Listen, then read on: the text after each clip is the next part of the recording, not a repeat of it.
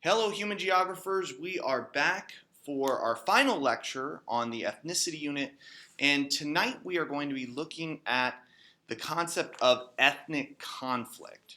And this is one of those lectures where the material is very much of a college level. Uh, some of the discussions that we're going to have tonight, frankly, are a little uncomfortable because we're talking about people's lives and people being hurt and killed. And so it is something that can be a little uncomfortable, but we need to understand and we need to examine and take a look at. And so we're going to divide this up into three kind of geographic regions and look at ethnic conflict in different parts of the world. Reason being is if we were ever to have an FRQ on this, chances are they might ask you for real world examples of ethnic conflict, and then they might ask you for examples from around the world, not just from a single region. So want to make sure that you're able to pull out some examples from a variety of different geographic regions. So we'll start out with Africa, look at several different ethnic conflicts in Africa.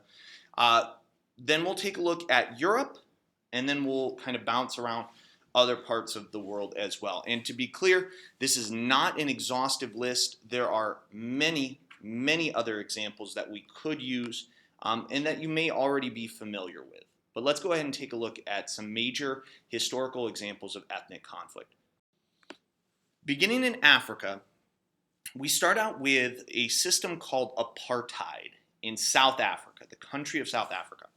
And apartheid, it is one of our vocabulary terms. Here is the definition. Laws no longer in effect, they are officially outlawed, in South Africa that physically separated different races into different geographic areas. All right? And apartheid literally meant separateness. So it was an attempt to separate the different races. So here's kind of the way that it worked. In South Africa, there were four, you can see racial is in quotes there because it was largely based on skin color. Four racial classes that were created with the system of apartheid. There was Bantu, which was black African, lumping together a variety of different ethnicities, as we're going to see later tonight. White, there was the term that was used under apartheid was colored, which was essentially mixed race, more than one races. And then finally, Asian. And Asian specifically meant people of Indian or Pakistani descent. So those were the four groups that were created, or the four classes that were created under apartheid. And apartheid, one of the biggest elements of that, from the definition, you see different geographic areas. Those different geographic areas were called homelands. And homelands were a way to try and separate black Africans from one another. And what happened in South Africa is that the white ruling class in South Africa forcibly relocated blacks to separate areas, essentially trying to create division between black South Africans along ethnic lines rather than racial, but ethnic lines, to kind of create the appearance that there was not a black majority in South Africa, which there very clearly was. After forcibly relocating black South Africans to homelands, and you can see on the map the different homelands that were created or proposed, the land that was vacated after forcibly relocating them was then sold to white farmers for a very low price. And in addition to that, apartheid also limited where people could work, what schools they could attend, the jobs they could hold, the wages that they could have. Black South Africans could actually not vote or run for national office. And so this was a law, again, we mentioned in the definition, that is no longer in effect. It was repealed in 1991, but it started to crumble in the late 1980s. And there's a very influential world figure who relatively recently passed away. His name was Nelson Mandela, who was a political prisoner and fought against apartheid. And upon the end of apartheid, thus allowing blacks to vote and run for national office, Nelson Mandela was elected the first black president of South Africa. And we're going to take a look at the legacy of apartheid in South Africa in class with a video case study. So we're going to take a look at the legacy of this in class. So more to come on this. The next example that we're going to look at is a civil war that took place between Eritrea and Ethiopia in the eastern part of Africa. Now, a civil war typically means within a country. So how can it be between two countries if a civil war is supposed to be within a country? Well, after World War II, Eritrea was given to Ethiopia. It had been colonized by the Italians, and so it was given to Ethiopia after World War II, after the end of colonialism. The United Nations sought to try and end colonialism and European control. And so Eritrea was given to Ethiopia. Well, the Ethiopian government outlawed Eritrean language and local government, which led to a civil war that lasted 30 years, 1961 to 1991, between the Ethiopian government and Ethiopians and Eritrean rebels. And it is believed that over 500,000 people were forced to flee to Sudan. We're going to talk about Sudan here in a little bit, some of the conflict that's been happening there. So you're talking about a lot of people fleeing to another country that wasn't very stable either. And so, were they able to provide the help and support that these refugees needed? And the answer was not really. And in 1991, Eritrea defeated Ethiopia, gained their independence. But here's kind of what happened. That the national identity of being Eritrean served as a centripetal force. It bound together the two major ethnic groups in Eritrea, which were the Tigrinya and Tigray. So those were the two major ethnic groups, the Tigrinya and Tigray. So being Eritrean bound them together against Ethiopia in the Civil War. However, after the end of the Civil War, after Eritrea gained their independence, there's been fighting between the Tigrays and the Tigrinyas in Eritrea. So this is a great example of how something that had been centripetal, had bound people together, being Eritrean, is no longer a uniting force because now you have ethnic identities coming in, being a centrifugal force, dividing. So once again, this is a good example of how, that hierarchy of whether someone identifies more with their ethnicity or nationality or race can have an impact in people's perception. A national identity worked to bind people together against Ethiopia in Eritrea, but then after the Civil War, when national identity wasn't quite as strong, ethnic identities started to become much stronger, and that divided the two major groups in Eritrea.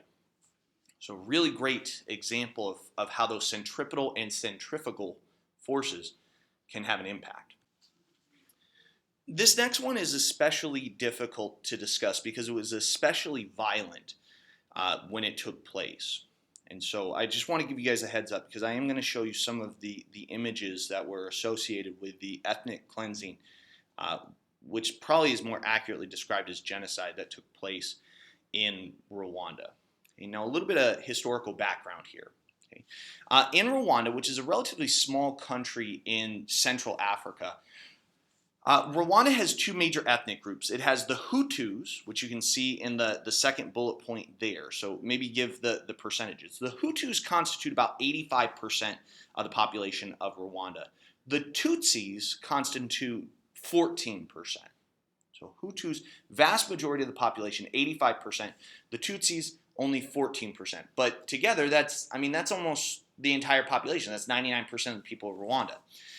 And so during the colonial period, when Europe colonized Africa, and Rwanda as well as Burundi were largely controlled by Germany first and then later Belgium, the Tutsis, which were the ethnic minority in the country, were given positions of power positions in government, allowed to attend schools, things like that, over Hutus, the ethnic majority in the country.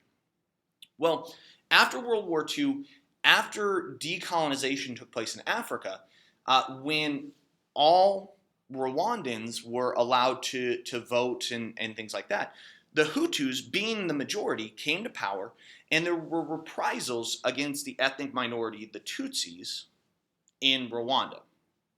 Well, in 1994, the presidents of Burundi and Rwanda were killed in a plane crash that was blamed on the Rwandan Patriotic Front, the RPF, Rwandan Patriotic Front, a group of displaced Tutsis. Remember the Hutus, there were reprisals against the Tutsis after the Hutus came to power. Well, then the plane crash was blamed on this Rwandan Patriotic Front, this group of displaced Tutsis.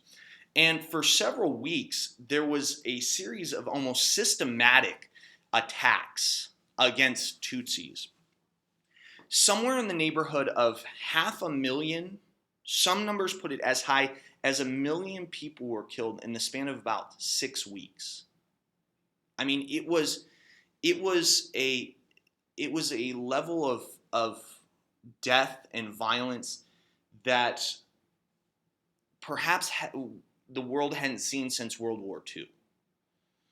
And in addition to that, it's estimated that somewhere in between 150,000 to 250,000 women were raped during these reprisals against Tutsis for the death of the presidents of Rwanda and Burundi. And so it's labeled as ethnic cleansing in our textbook. Ethnic cleansing is, by definition, it's one of our definitions, so make sure that you know this. A process in which a more powerful ethnic group, in this case the Hutus, 85% of the population, forcibly removes a less powerful one, in this case the Tutsis, in order to create an ethnically homogenous region. Now, ethnic cleansing could be the forced relocation of people, because it just says forcibly removes.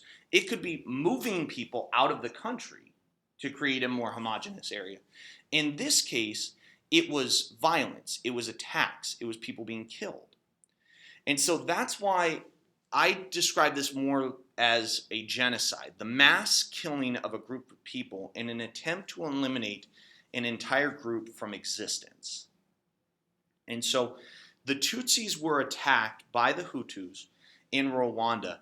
And I mean, again, I mentioned that it was almost systematic in nature because there were people who were on the radio and they were calling out the positions of Tutsi groups so that people could go there and kill them. And so the level of violence that took place was truly astounding. And the United Nations, it took them too long to get involved, and other countries too long to get involved, and too many people died as a result of the slow reaction to this. And so to discuss a little bit of this, I'm going to show you guys some of these images. It was a massive refugee crisis because then even after the Tutsis were attacked by the Hutus, there were reprisals of Tutsis against Hutus. And so there were a mass migration out of Rwanda into neighboring countries of Burundi and the Democratic Republic of the Congo. So a huge refugee crisis. And when the United Nations started to get involved, they started to round up all of the machetes, because that was what was used in these attacks. People going house to house with machetes, killing one another. And while not everyone died, people were left scarred, literally and emotionally and mentally scarred because of this violence. And it is something where, I mean, the level of violence that took place, 1 million people in about 6 weeks. Again, something that the world hadn't seen since World War II. Now, historically, Africa has had thousands of ethnicities. This is a map looking at a proposed map of ethnicities within Africa. We don't actually know for sure because most of the boundaries here are not demarcated in any way. There's not any formal lines, boundaries that exist. And so most of these ethnicities had political groups called tribes. And so these are some of the tribal boundaries and ethnic boundaries that exist. However, when Europeans colonized Africa, the boundaries were redrawn without any regard for existing tribal boundaries that were already in place. And this is a term that we're going to define in our next unit, our political geography unit, called superimposed boundaries. So the result of this was, again, taking a look at Africa, that many of the countries in Africa with boundaries drawn by Europeans were quite ethnically diverse. So there are a lot of countries in Africa with very, very ethnically diverse populations, forced under a single government when the Europeans colonized. Now, this is once again why it's very, very important to discuss the concepts of ethnic identity versus national identity, because people might identify more with their ethnic identity versus, this national identity that might have just been imposed upon them. They might have been ethnically associated with a particular group for generations, and now a new nationality comes into existence. Are you necessarily going to have any loyalty to that? And so there's been conflict as a result. Now, the last note that I want to make on this particular slide, again, we could do our usual, choropleth map, in this case, national scale, the state scale, as it were. Notice that while many of the countries in Africa are ethnically diverse, Rwanda isn't, and still experience genocide and violence between ethnicities. So I want to be very clear that necessarily having more ethnicities does not mean that there's a likelihood for more violence, all right? Because Rwanda is fairly homogeneous. There's only two major ethnic groups. That didn't stop nearly 1 million people from being killed as a result of ethnic conflict. So I don't want you guys to assume that more ethnicity means that there's going to be more conflict. It doesn't necessarily mean that. All right? So just kind of be aware of that. Last example that we're going to look at in Africa is Sudan. All right? And Sudan is, again, like much of Africa, ethnically diverse as well as religiously diverse, because in the north, they're predominantly Arab as far as an ethnicity goes and predominantly Muslim as far as religion. In the south, it is predominantly African, and by African, we're talking about a variety of different African ethnicities, so a variety of different groups, but predominantly Christian and animist as well. And there was a civil war in Sudan that took place between the north and the south in an attempt to move from a multinational state to a multi-ethnic one. All right, moving from multiple nationalities into a single nationality, Sudanese, recognizing Sudanese rather than ethnic loyalties. However, what ultimately ended up happening, and you could see the green boundary there, was the creation of a new state, South Sudan. So that civil war actually led to the fragmentation of a state, the breakdown of a state into two separate states. In the West, a variety of different African ethnicities and predominantly Muslim in the Darfur region, which is the area outlined in blue. And there was massive amounts of fighting, massive amounts of conflict in 2003. It was estimated that 400,000 people in Darfur were killed. Another 2 million became refugees as well. And the United Nations actually considered what happened in Darfur, the rape and mass murder of people, to be genocide. So they actually called it a genocide, what took place in Darfur. And then in the East, a variety of different ethnicities, but most of the conflict in the eastern part of the country was over economics. There was quite a bit of oil. So in 2004 to 2006, there was a lot of conflict over oil revenue and oil profits and who would control that and different things like that. So Sudan actually has several different examples, historical examples, that we could use of ethnic conflict between different ethnicities, different religions as well. A lot of different examples here. Shifting gears now, we're moving into Europe, and we're mainly going to focus on the southeastern part of Europe, what is known as the Balkan Peninsula. And so our textbook actually does an amazing job of laying out the diversity of a former state. Yugoslavia does not exist anymore. A state that does not exist anymore, Yugoslavia. And this is a state that we're actually going to look at in great detail. There's a great documentary, hopefully we're able to watch it in class, called Once Brothers, that looks at the impact of the breakup of Yugoslavia. But on this particular slide, our textbook does a really, really great job of looking at the diversity of Yugoslavia as we go through this. All right. So just very quickly, kind of looking at this, kind of counting down. The Yugoslavia had 7 neighbors: Austria, Greece, Italy, Albania, Bulgaria, Hungary, and Romania.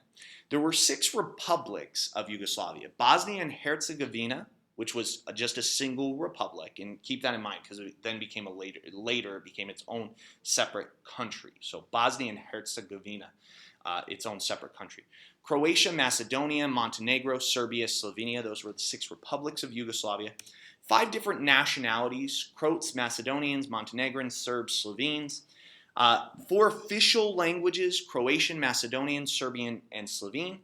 3 major religions: Roman Catholic, Orthodox, and Islam, so 2 branches of Christianity as well as another Abrahamic religion, Islam. 2 different alphabets, so 2 different forms of writing: the Roman alphabet as well as the Cyrillic alphabet. And finally, a common currency, and that was the dinar. And Yugoslavia was a communist state that tried to keep together these lots of different ethnic groups that historically haven't been apart together, I should say, haven't historically been together. So let's take a look at the historical examples. So to start out, the area in red was Yugoslavia. So the area outlined in red there, that was Yugoslavia. You can see Slovenia, Croatia, Bosnia and Herzegovina, Serbia, Montenegro, and Macedonia. Those were the 6 republics of Yugoslavia. Now, it's important to point out that Yugoslavia was actually part of, or what would become Yugoslavia, was actually split between 2 major empires. And that was the Ottoman Empire. You can see the green line there separates the extent of the Ottoman Empire. And then on the other side of that was the Austro-Hungarian Empire. Now, what's kind of interesting, I want to draw your attention. This is a choropleth map. And I want to draw your attention to that light yellow shade around Bosnia and Herzegovina, part of Serbia, part of Montenegro. Was that it was lost to the Austro-Hungarian Empire in 1878, which is going to be of note when we talk about Balkanization, when we talk about some of the conflict that has existed there. So not a bad idea to make note of that. Okay, so historically, a lot of different groups split between different empires, controlled by different groups. So now let's take a look at the Yugoslavia itself. So first question that we often have is, what type of map are we looking at? And the scale.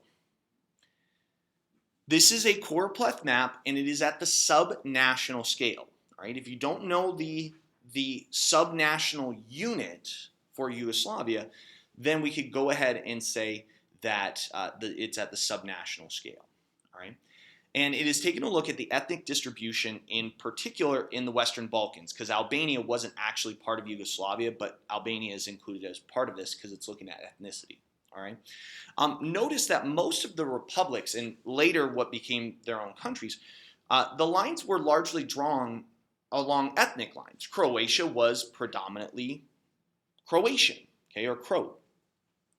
One major exception is Bosnia and Herzegovina, that you can see there in the interior part of Yugoslavia.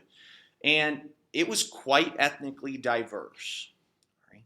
And so, again, we're going to come back and we're going to talk about this a little bit more. But, Croatia, Serbia, even Kosovo, which isn't its own country right now, is fairly homogenous. Macedonia, Montenegro, Albania, a fairly homogenous with regards to ethnicity.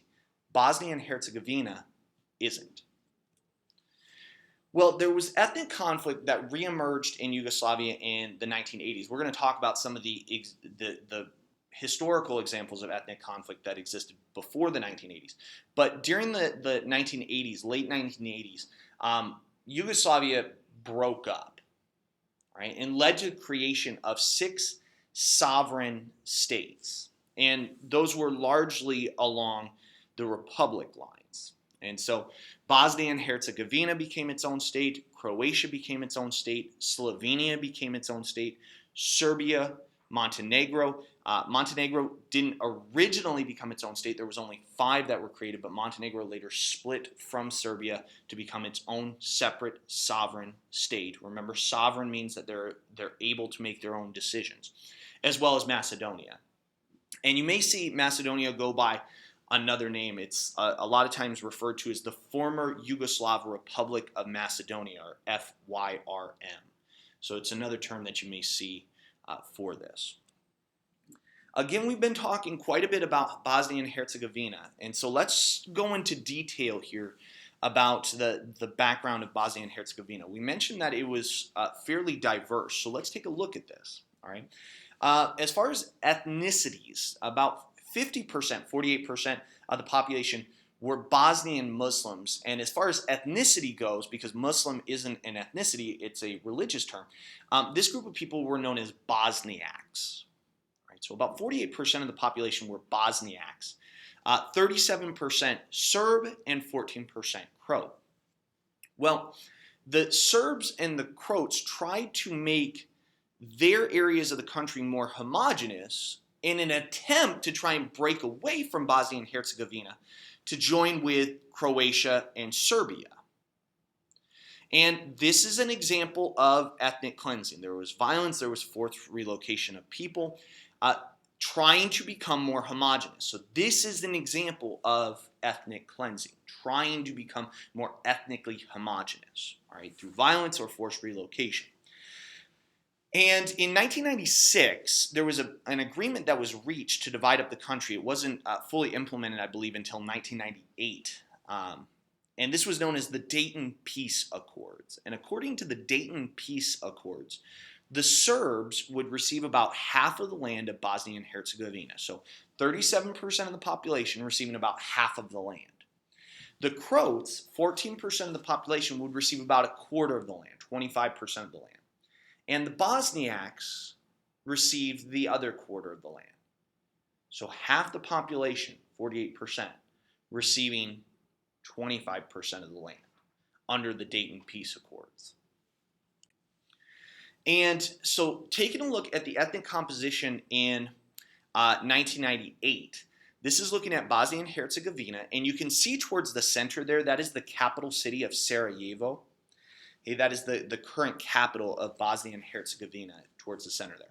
And so the blue were predominantly Croats, the green predominantly Bosniaks, remember Bosnian Muslims, and then the red predominantly Serbs. Okay. And then you can see the yellow there. Again, this is a choropleth map, subnational scale, looking at ethnic compositions within Bosnia and Herzegovina. The next example that we're going to look at is Kosovo.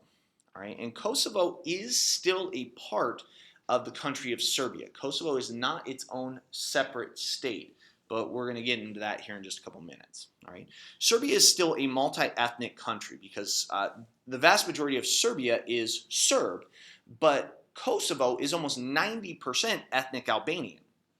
Well, in 1998, Serbia began to try and ethnically cleanse Kosovo of that 90% that is ethnically Albanian. And so almost a million people, 750,000, 750,000 people, of the 2 million ethnic Albanians living in Kosovo fled to Albania. So you had now, once again, refugees, people fleeing across an international border, right, for fear of violence, for fear of persecution, into Albania. Well, the United States and Western Europe did get involved in this to try and end the conflict. Serbia withdrew from Kosovo, and Kosovo declared its independence. Now, here's where things get a little bit tricky, because over 100 countries recognize the sovereignty and independence of Kosovo. The U.S. is one of them. Right? The U.S. recognizes Kosovo as its own separate sovereign state. So a lot of times, if you take a look at maps that are created in the United States, you will notice that Kosovo is demarcated as a separate entity from Serbia. However, the United Nations does not recognize Kosovo as its own separate sovereign state, largely because Serbia doesn't recognize its independence. Serbia still claims that it is part of Serbia. And Serbia is allied with Russia. And Russia is a permanent member of the UN Security Council and has veto power.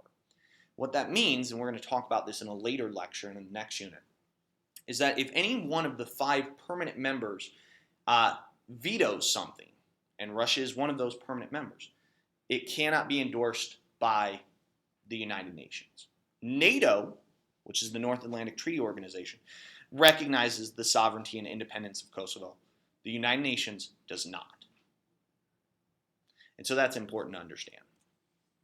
And so just to take a look at a little bit of the visual here, kind of a good example of both a choropleth map, but also a bit isoline, okay, because we can see divisions that exist here. But it's choropleth mainly because you can see the different classes. And notice the blue, those were areas that were mostly Serbian.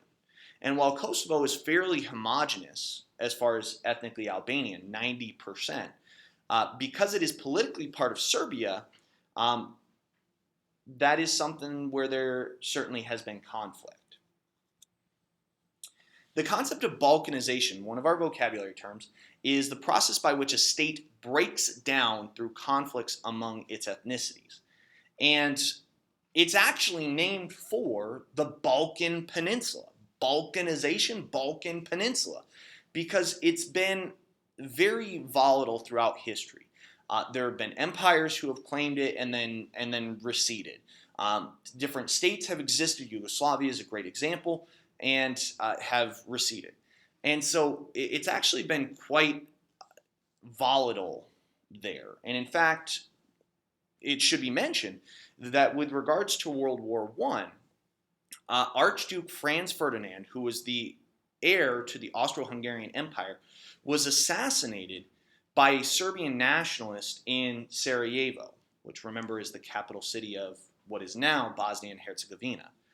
And so while and we mentioned that Bosnia and Herzegovina had been lost by the Ottoman Empire to the Austro-Hungarian Empire, and so while visiting that area, a Serbian nationalist assassinated the Archduke, the heir to the Austro-Hungarian Empire, and due to alliances that many of these states had, other states were brought into this, and eventually you had a world war. So just historical examples of that. And then again, we've seen more recent ethnic conflict in Yugoslavia, in Bosnia and Herzegovina, in Kosovo. And so there's been quite a bit of conflict throughout history. And then we mentioned that we would also take a look at a couple other examples throughout the world. We're going to take a look at the Middle East. We're also going to take a look at South Asia. So we'll start out with Lebanon. Lebanon is religiously divided, and about 60% of the population is Muslim, with a Shiite majority, a Shia majority, and a Sunni minority. And a group identified as the Druze were once a separate religious group, now kind of consider them a different branch, a different group within Islam, okay, essentially considering themselves Muslim. And then as far as Christians go, 39% of the population identifies as Christian, with the Maronites being the majority as a smaller branch of Christianity, and then Orthodox Christianity being the minority. And so along ethnic lines, the Christians are predominantly Phoenician, and the Muslims are predominantly Arab. All right, though there are different groups that historically have had an impact, like Palestinians and things like that. Okay. In 1943, Lebanon declared its independence, gained its independence, and established the Chamber of Deputies. And essentially, what the Chamber of Deputies was is required that each religion be represented. So, for example, the president would be Maronite, would be a Christian. The prime minister was a Sunni Muslim. The Speaker of the House, Speaker of the Chamber of Deputies, was a Shia Muslim. And so divided amongst religious groups and thus ethnicities as well. Well, it worked for a little while, but not for a very long period of time. In 1975, there was a civil war that lasted about 15 years. And Syria invaded, Israel got involved, the U.S. got involved to try and restore the peace, ultimately unsuccessfully. And so in 1990, there was an agreement that essentially divided parliament between the two major religions. And even after the Civil War, it had been occupied by Syria. Lebanon had been occupied by Syria in 2005 until the Lebanese basically demanded that Syria leave the country. The United Nations demanded that Syria leave the country. And it wasn't until 2005 that they actually did. Next example that we're going to look at, we travel to South Asia, and we're taking a look at, in this case, the region of India and Pakistan. Okay? And remember that under British colonial rule, this was all one country. You had Pakistan, you had India, you had Bangladesh, all one country under British colonial rule. And after the end of British colonial rule in 1947, it split into India and Pakistan, and there was actually East and West Pakistan. West Pakistan was what is now the country of Pakistan. East Pakistan was Bangladesh, and later declared its independence, became Bangladesh. And there was largely religious divisions within the region as well. Right? Pakistan and Bangladesh were predominantly Muslim. India was predominantly Hindu. And so some of the conflict has been over territorial elements like Kashmir. Okay? And Kashmir, you can see outlined in red in that top image, is a region in northern India and Pakistan, and to a certain extent into China as well. And in Kashmir, you have two major areas that are worth mentioning. Jammu is split between the two religions. It's predominantly Hindu in the east and predominantly Muslim in the west. And then the region of Kashmir is predominantly Muslim. And then in the Pakistani-controlled areas, it is predominantly Muslim as well. And so there has been debate about whether or not to declare independence from both India and Pakistan, become its own separate sovereign state of Kashmir, or joining Pakistan, which is predominantly Muslim, as are most of the people of Kashmir. Well, in 1947, the Hindu leader of India, the Hindu leader of Kashmir, made the decision that Kashmir was going to be part of India, which then angered many Pakistani leaders because Kashmir was predominantly Muslim. And so in terms of dividing amongst religious lines, as Pakistan and India were, there's some conflict there because Kashmir was predominantly Muslim, and the leader of Kashmir, who was Hindu, made the decision to keep his area part of India. So there has been quite a bit of conflict and debate over that. In addition to that, the Punjab state of India, you can see outlined in red or highlighted in red in the bottom map there, is predominantly Sikh. All right? And remember, Sikh is a universalizing religion.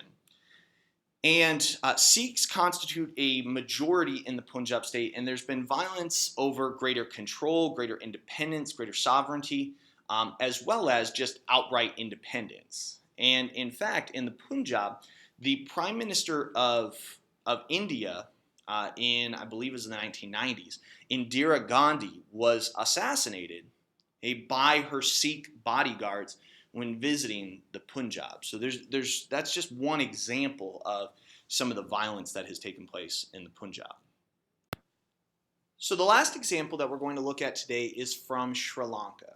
And there's two major ethnic groups in Sri Lanka. We have the Sinhalese and the Tamil.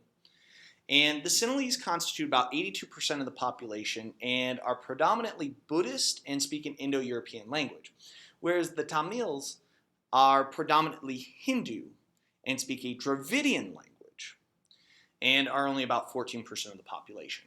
All right. In 1983, all the way up till 2009, there was a civil war taking place in Sri Lanka.